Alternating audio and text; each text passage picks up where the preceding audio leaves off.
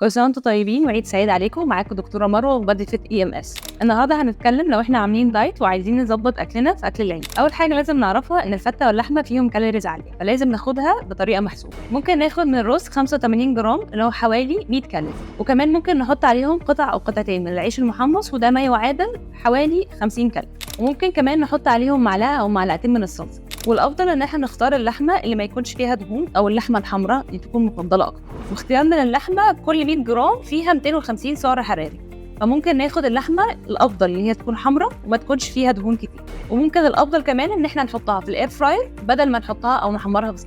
والبريفيربل عشان نكون في نظام غذائي صحي ان احنا نقسم الوجبه بتاعتنا الى جزئين.